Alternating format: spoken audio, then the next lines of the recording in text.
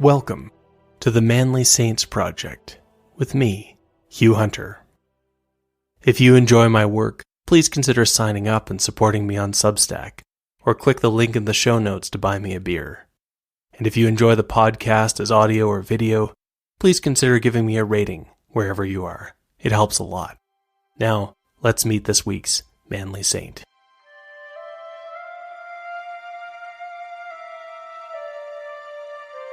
Join me today to meet a king who died a martyr and became his people's hope. Name: Edmund or Edmund. Life: around 840 to 869 AD. Status: Saint. Feast: November 20th.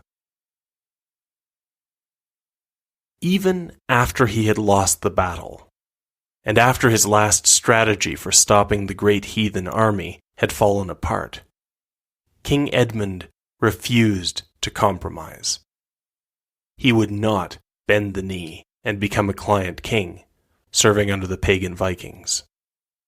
He also wasn't going to take the advice of his surviving lords and flee from his homeland.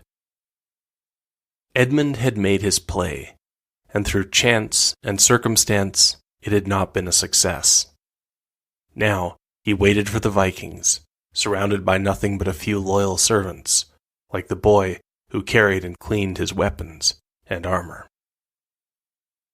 When the Vikings arrived, King Edmund was brought before the war leader, Ivar the Boneless. Edmund's servants watched as Ivar punished Edmund with a savagery unlike anything they had ever seen. Perhaps Ivar too realized what would have happened if Edmund's plans had been successful. Or maybe it was something else.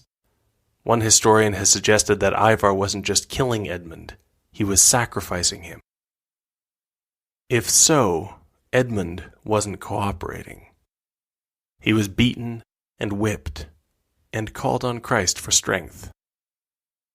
The Vikings tied him to a tree and shot arrow after arrow into him, but still he faintly called on Christ. Finally, Ivar had Edmund untied and decapitated. Ivar knew that these Anglo-Saxon Christians spoke of their bodies rising again at the end of this age of men, this ver alt, or as we would say, world. So Ivar decided to make it difficult for God to put Edmund back together. Ivar had Edmund's head thrown into the deep forest. Edmund's servants looked on in helpless horror. Edmund might not have been broken, but it seemed there would be no Christian burial for this Christian king. In one way, the story that had come to an end with Edmund's death had started in 841, the year after Edmund was born. That was the year the first Viking longships came to East Anglia, a kingdom in the east of modern England, extending inland from the coast to near the modern city of Cambridge.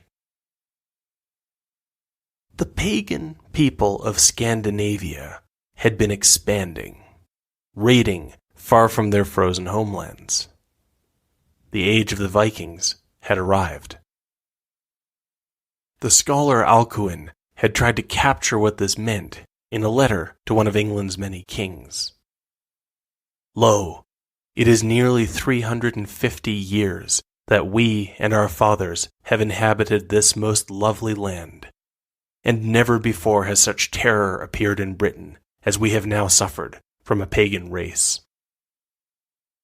Nor was it thought that such an inroad from the sea could be made. Behold, the church of St. Cuthbert, spattered with the blood of the priests of God, despoiled of all its ornaments, a place more venerable than air in Britain, is given as a prey to pagan peoples. In 845, when Edmund was still just a toddler, Vikings would raid into the heartlands of Europe, attacking Paris in modern France and Hamburg in Germany. 15 years after that, their raids would reach Constantinople, modern Istanbul, the capital city of the Eastern Roman Empire. Since England was an island, it was especially vulnerable to seaborne raiders. Worse, the Viking longships could operate in shallow water, which meant they could slip into bays and sail up rivers, then vanish before an army could be gathered to confront them. The men of East Anglia understood the Viking menace only too well, for in truth, their ancestors had used a similar strategy centuries before. Back then, there had been an Eastern and a Western Roman Empire, but the Western Empire was tottering, losing its grip on what had once been the province of Britannia. Raiders from the north had flowed in to fill the power vacuum. They had carved out kingdoms with sword and axe, facing local defenders, including, perhaps, the shadowy figure of King Arthur. In East Anglia, Edmund's family had come to power, and carried the symbol of the great wolf, their ancestor, into their new lands. It was a good, defensible place. To the east and south, there was the sea. To the north were marshlands that would be hard for any army to navigate. The real vulnerability were the lands in the west, the passage to the rest of England. Edmund's ancestors had fortified the area to be able to rebuff attacks that came from that direction. They were safe, providing they maintained control of the sea. And for a long time, they did, remembering the importance of the sea in symbol when they buried their kings in ships, like the man who may be Edmund's distant ancestor, King Redwald, buried at Sutton Hoo. By now, the Angles were no longer warlords. Their leaders called themselves kings, kings of Angleland. They had adopted the Christian religion, slowly at first, and then with enthusiasm. Monasteries and churches were built, preserving their history and identity. The kings no longer claimed to be descended from the wolf, which was now just the symbol of their house. Instead, the family was now claiming a much grander ancestor. They now said they came from a man who had once been a mighty king somewhere in the distant south. They called him Khazar, that is, Caesar. Around 855 AD, so tradition has it, the king of East Anglia died. A new king had to be chosen from among the Ethelings, the princes, and the choice fell upon Edmund. He was 15 years old. But perhaps the people could already imagine Edmund leading them forward. They crowned him, symbolically, on Christmas Day, an echo of Charles the Great, Charlemagne, who had been crowned on Christmas Day decades before. It was the expression of a hope that, like Charles, Edmund would bring order and security to his people.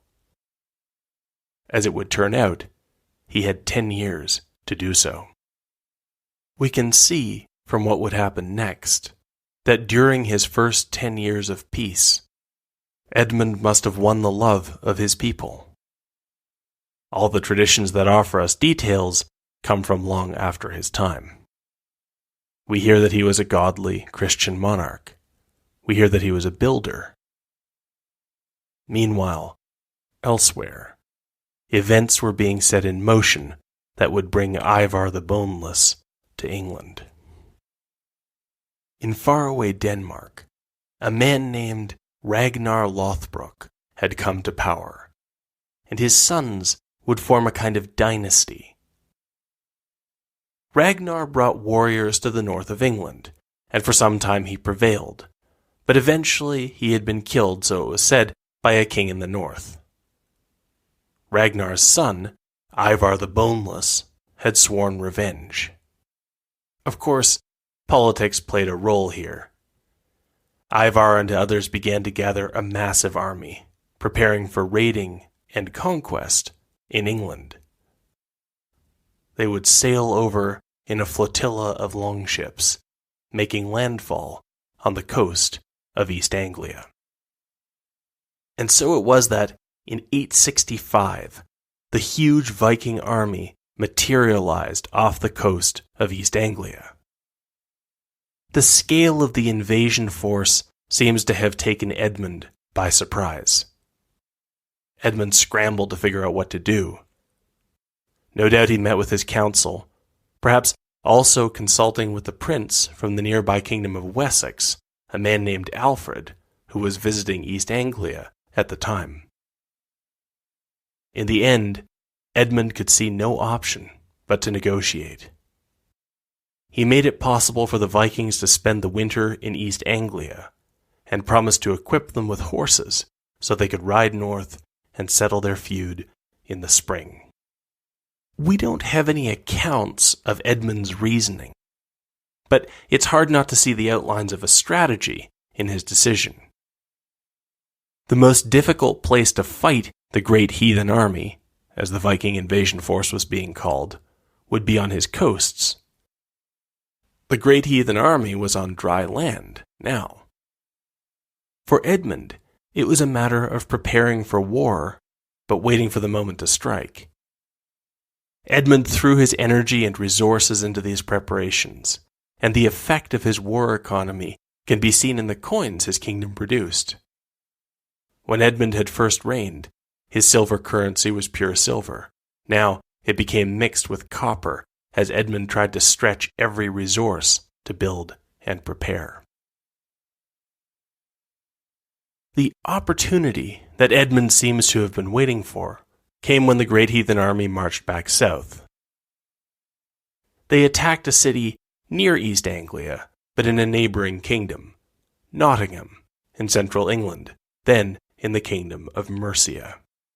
In 868, after the Vikings had captured the city, 3 armies converged on the location, trapping the Vikings in a siege.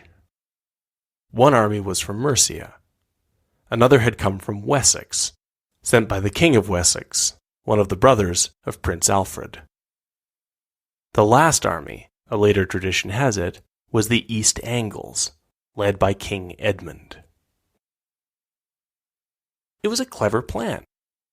The 3 kingdoms would work together to crush the great heathen army in Mercia. They would fight the Vikings in siege warfare, an unfamiliar kind of fighting, where the Vikings would be at their weakest. It could have been the decisive blow. But as the year dragged on, the Vikings managed to hold out. The Mercians became desperate to get the great heathen army out of their land. Finally, the king of Mercia made his own peace with the great heathen army, paying them off, and the Vikings marched back north to wait out the winter. King Edmund had taken a shot at the great heathen army, and they were looking for revenge. But Edmund had something else up his sleeve. Edmund had maneuvered the great heathen army onto land, and now East Anglia was protected by their fortified western border. If the Vikings wanted to get to East Anglia, they would have to break through those fortifications. Edmund must have sent out his spies to track the Vikings as they came south again. But something went wrong. Perhaps the spies were tricked, or maybe the Vikings moved faster than expected. We don't know exactly why. The destruction of English monasteries also meant the destruction of many of the records that might have helped. However it happened, by the time Edmund's army was raised and in the field, the Vikings had already burst through his western fortifications, and they were in East Anglia. We know from the Anglo-Saxon Chronicle that Edmund marched his army out anyway. We know they fought fiercely, and we know that, without any of the tactical advantages Edmund had been trying to secure, his army was defeated. The remainder of Edmund's forces melted away. By the time he was confronted by Ivar the Boneless, Edmund was left with just a few men, civilians or mere boys like his armor-bearer. The 29-year-old king wouldn't even consider running away. He intended to make his last stand here, in the home of his people, and face the fury of the Northmen when they arrived. And so Edmund was martyred. The Vikings desecrated his body, throwing his head deep into the forest. In time, the great heathen army moved on. No one knew it yet, but in a few years, Prince Alfred, who had watched the Viking invasions from the court of the martyr king, would rise to become king of the West Saxons. It would be the men of Wessex, under Alfred the Great, who would break the great heathen army. But that was all in the future. Now, in East Anglia, ordinary people mourned the man they remembered as a saintly king. He had been a father to his people, and now the people came to the place where the body had been left. All they could do was help Edmund's few remaining men, like his armor-bearer, to look for the king's head in the forest. They worried that by now it would have been eaten by animals, but when they found it, they discovered it was intact. An animal seemed to be keeping it safe. It was a great wolf, keeping watch and seeming almost like a guard, though it padded away into the forest when the king's men came to collect Edmund's head and prepare his body for burial. Locals began to come to the place where King Edmund had died to pray, and they found help and healing.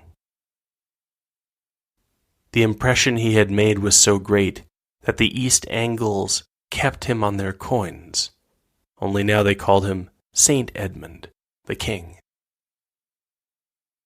In the chaotic years that followed, Saint Edmund continued to be venerated. Decades later, another future saint, the Bishop Dunstan, would meet the boy who had once polished and prepared Edmund's weapons. By now, the boy was an old man, but he could still tell the story of the martyr king. Dunstan would carry the story for years, finally telling it to the visiting scholar, Abbo of Fleury, and it was Abbo who would write the first account of the martyrdom of Saint Edmund. One of the questions that runs through Abbo's account is why the martyrdom of the king had brought so much hope to the land of East Anglia. After all, Edmund had failed and had fallen. To understand the answer, Abbo thought, you had to realize that when Edmund's body was moved, it was found to be incorrupt. This is actually a fairly common miracle in the history of the Church. But for the people of East Anglia, and indeed the people of England, the preservation of St. Edmund's body was not just any miracle. All over England, people were wondering whether, after 350 years, their civilization had come to an end. They knew how barbarians overthrew civilizations. Once they had been the barbarians. Now it was happening again. Was this the inevitable fate of all civilizations, to be destroyed by barbarians incapable of understanding what they were tearing down? Maybe. The wisdom of the North said a man dies, but his reputation lives on. But as the monasteries burned, not only the reputations, but even the names of the great men of the past were being forgotten. And yet, here, in the incorrupt body of the martyr king, was the promise of another kind of immortality.